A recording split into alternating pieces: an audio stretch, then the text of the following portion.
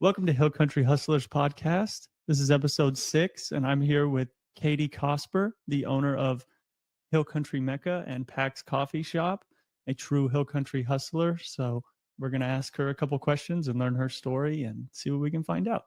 Hi, guys. Hello. I like that. Hustler. Totally a Hill Country hustler. Good. I'm glad people like it. I think with the older generation, hustler meant something else, but I'm hoping. Either one, whatever. I'll take it. That works. Oh, man. Where are you from? I'm originally from Fredericksburg, born and raised. My whole family's from there, but I've lived in Kerrville for at least 20 years. Okay, awesome. And have you always been into fitness and that kind of stuff? So fitness, yes, but in different aspects. I've always been an athlete. I played volleyball, basketball, softball, and track growing up. And in a small town, you can do all those things. And once you become an adult, it's kind of hard to find something that you can stay competitive in, but you still have that kind of spirit. So I went just to weightlifting on my own. And then I started in CrossFit when that became really popular. And I started competing and then fell in love. And then I met a weightlifting coach. And so then I transferred to Olympic weightlifting. And I'm actually a nationally ranked Olympic weightlifter. And I was number 1 in the state of Texas for several years running. And then I decided to transfer to bodybuilding. And that's what I do now. Wow. That's pretty badass. Ran out of breath saying all that. So how much are you benching right now? You know what? Everyone asks that. I don't bench.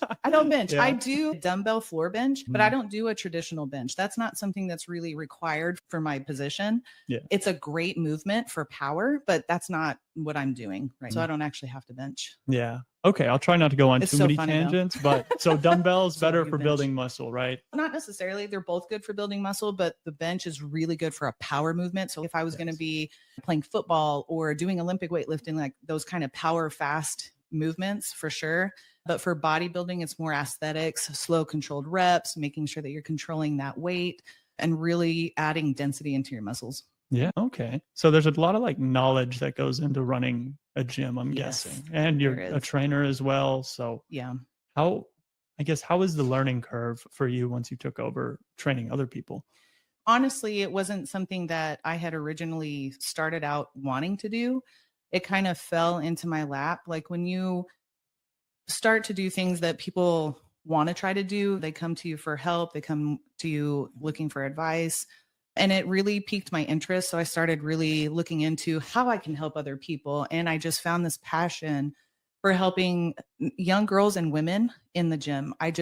Something that I really love doing is showing them how to work out in a gym, giving them the confidence and the knowledge to go into a gym in any setting alone and know what they're going to do and know how they're going to do it and execute it well and feel good about themselves when they leave. So it's kind of something that just fell into my lap.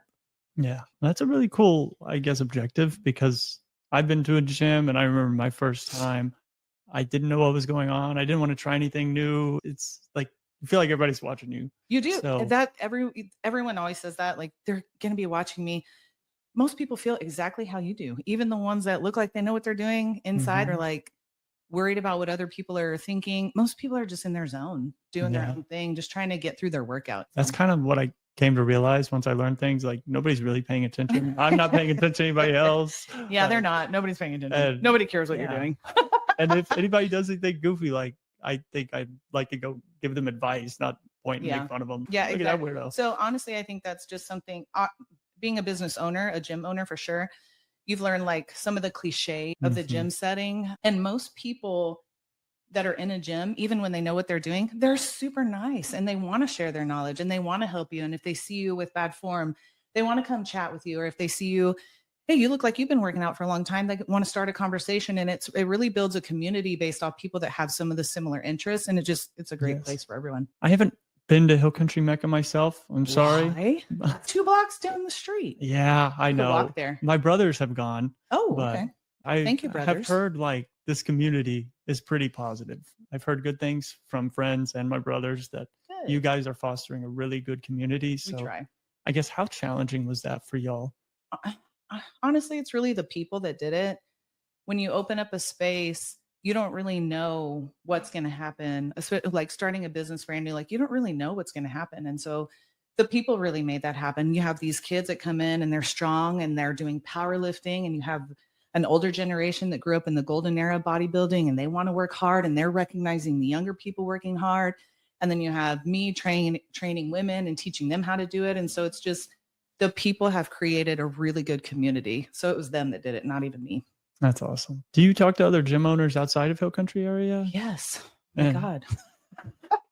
How do There's a whole community of us. Like, hey, what are you doing? We buy, sell, and trade equipment. We buy, sell, and trade secrets, marketing tactics. There's a lot of gyms so equipment is different. You don't really go and buy a whole bunch of equipment up front. You kind of look for pieces that are specialty to your gym, or you have to wait for another gym to close down and then purchase them. So we actually have a whole community of people that own gyms that share with each other. Oh, yeah. That's really cool. I've learned a lot from other people. That makes sense. Yeah. And we all learned by trial and error. Yeah, that's cool. Do you ever talk to them about their communities and how different it is compared to being in the Hill Country versus not in the Hill Country? I do. There is a huge difference from being in the Hill Country as opposed to not.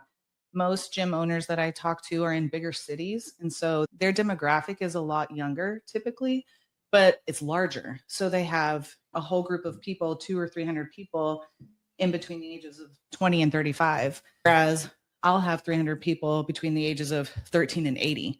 So the demographic is completely different. And so those are challenging, like communicating how I help foster the growth of those older generations and the really younger ones. Yeah. But that's something that they don't really tend to see as much as we do. Do you like taking on that challenge with older people? Yeah. Yeah. Honestly, it's so rewarding to have a space for those people that are still just trying to stay healthy, just trying to move their bodies.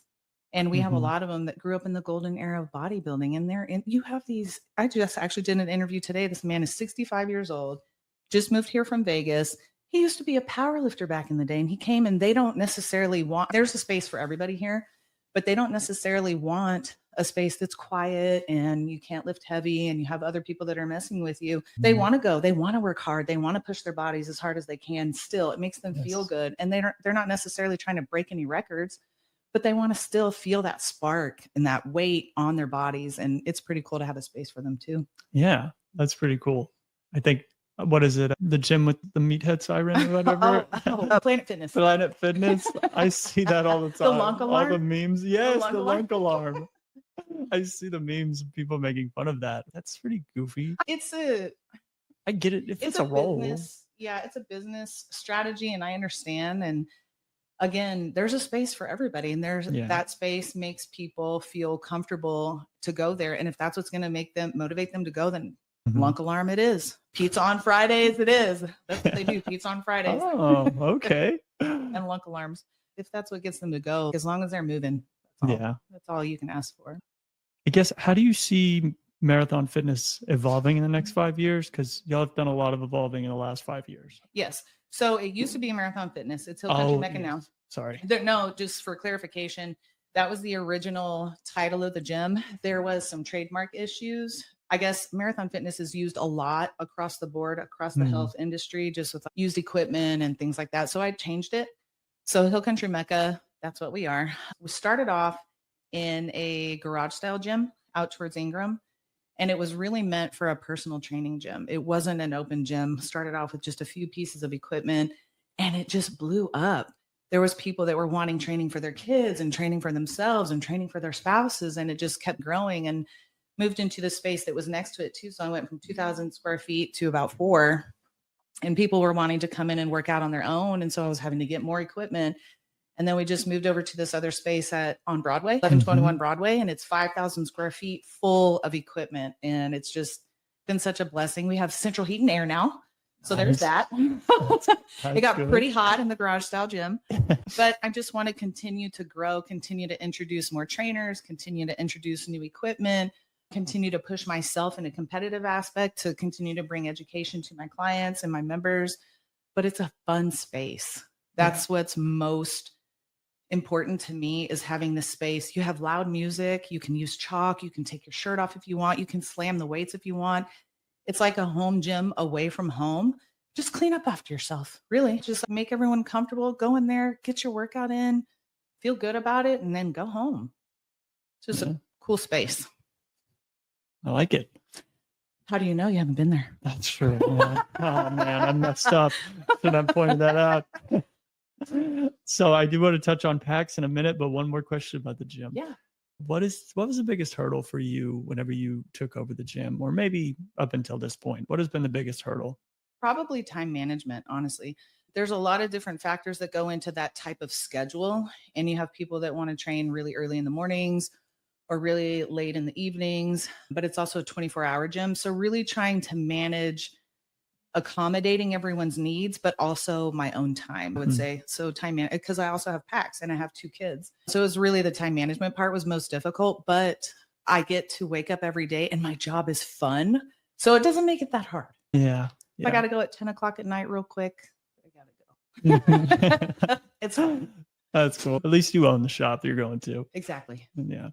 So how about PAX? What were some big hiccups whenever you actually, let's back it up. Sure. When did you get PAX? When did you I got PAX in 2022. It was previously owned by somebody that we were training in the gym, and she had been trying to really offload that for a while. Her and her husband ended up wanting to go into RV and on these adventures with her family. And I just kind of, again, fell into my lap.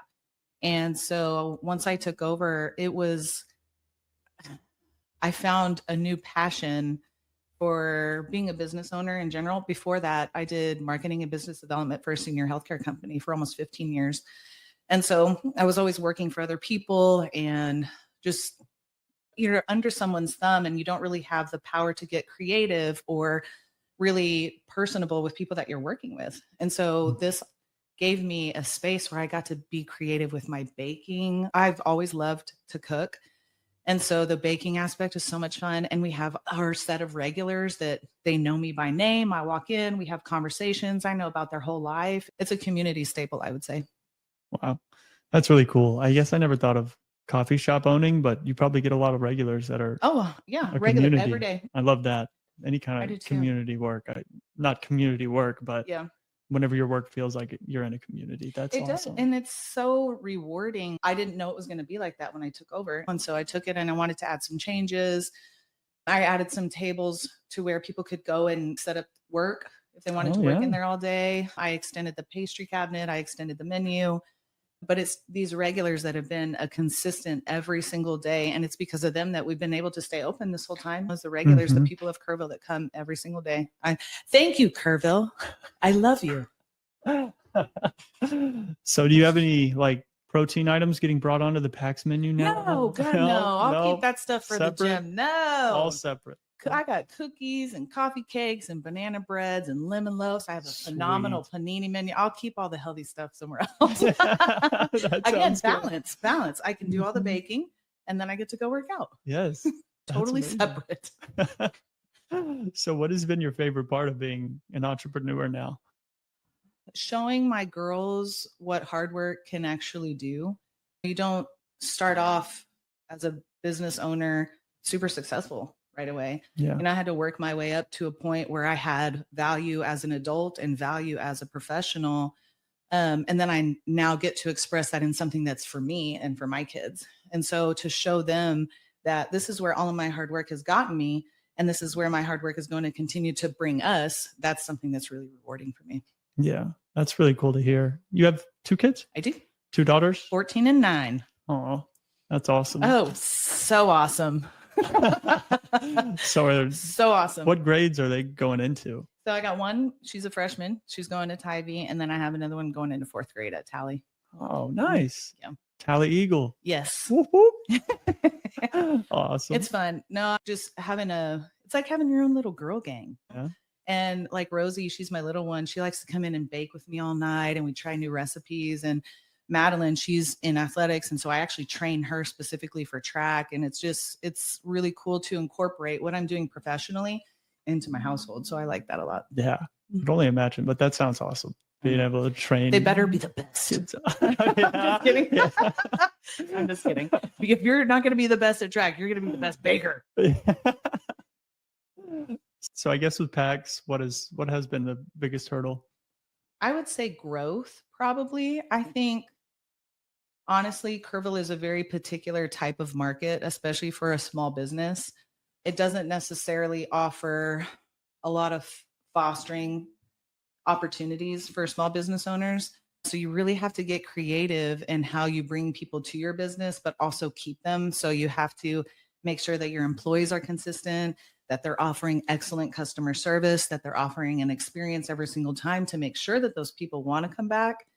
But that's been a real hurdle, honestly. Employment in Kerrville, having consistent employees. Yeah. I'm sure you've heard that from other people. Yes. Yes. So with the employees, I think communication is something that we've touched on the podcast a couple times, and how to pass down a vision to your employees. Is that something you've realized you needed to work on and started learning? Yes. Honestly, I've really tried to research other ways and how other more successful people have done that, because no one's ever going to take care of your business like you will. No one's ever going to love it like you. No one's ever going to take care of it and foster it and just cater to it like you will. And so to share that vision with somebody, they don't have that same, they're just not going to. So to understand that up front was really hard for me. I'm like, I have this passion. Why don't you have this passion for it? That's not their business. That's not something that they own. But what I can do is I can teach them and I can show them, hey, like, this is what it could be like for you later on in the future. Let's learn some skills together. Let's build up your communication skills. Let's build up your customer service skills. Let's help you with some of those things that I know that you're going to need later on in life. And then just kind of be there for them and a support system for them. And they like working for that in that type of environment. So, yeah. It's a lot better to work for someone who's training you and pushing you along. And they get free gym memberships. And I'm really funny. Yep. There's that. Two of the best perks you can get. 100%. Good health and good mental health. Oh yeah. 100%. Oh man. So if you were going to give one piece of advice to anyone starting, I guess it's a two-parter, starting up a coffee shop business, what would it be? And then same question, but for a gym. I would honestly say, I would put them both together. So this piece of advice would be to anybody: be open to know what you value and know what you want it to look like, but you got to be open and know that it might not go in that direction, but be open to it.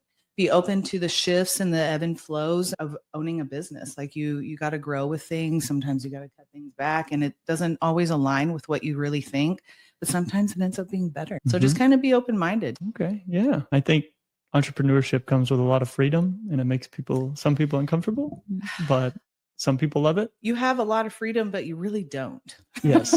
That's you have the opportunity or option for freedom, but the responsibility doesn't really allow for that type of freedom, especially with smaller businesses. I feel like if you're not present in that business extremely consistently, it's going to go at the wayside. It's not like a corporate business where you can kind of pop in and pop out. It's not like that. And especially in Kerrville with small businesses, they want to know the owner. They want to know who's behind the scenes and who's doing the baking and who the employees are and what your name is and where you came from. And that's a really important part of the small businesses in Kerrville. Yeah, I think I should have worded that better. Not necessarily freedom outside of work, but more freedom of how you work. Freedom of how you work. Yes. Yeah. So we're running a little short on time, but I want to give you a chance to shout anything out. Any upcoming news or cool stuff coming up, personal or work, whatever you want. My God. Okay. My gym has several competitors who are about to compete in a show in Austin. I got Chris Yanez and Lacey. They're about to compete. And then I'm going to compete in Pennsylvania in August for my pro card. So we have a lot of people, a lot of things going on. We also actually have a bunch of kids that just hit all these state and national records for powerlifting that go to Tybee. Nice. Super impressed with them. Pax, I'm working on a few different things. I want to say, I don't know if I can say it or not, but working on some tasty adult beverages potentially. Pax After Dark, maybe. So just, thank you, Kerrville. Honestly, shout out to Kerrville. If it wasn't for the community sharing and being so open-minded and welcoming, it wouldn't have been so successful at all, really. So absolutely. Community is great. K-Town. All right. Thank you for stopping by, Katie. I really appreciate it. I'll have to stop by and come check out the gym now. What about Pax? I will check out Best Pax, coffee, definitely. 3 years running. Yeah. I just like FYI. coffee. And I hear they're about to release some new items. I don't know. I have a little bird telling me. So y'all get out, check out Pax, stay updated on their menu, stay updated on their website, and same with Hill Country Mecca, no longer Marathon Fitness. My bad. That's okay. Don't do it again. I like Hill Country Mecca a lot more anyways. It is. They it's the Mecca of the Hill Country. Marathon. Yeah, they can keep it. Yeah. I'm not going to fight anybody for it. All right. Y'all can find them all online, and I'll link all the socials on the post on Facebook. Thank you for stopping by. Awesome. Thanks. Have a good day. Thanks, guys. Okay, bye.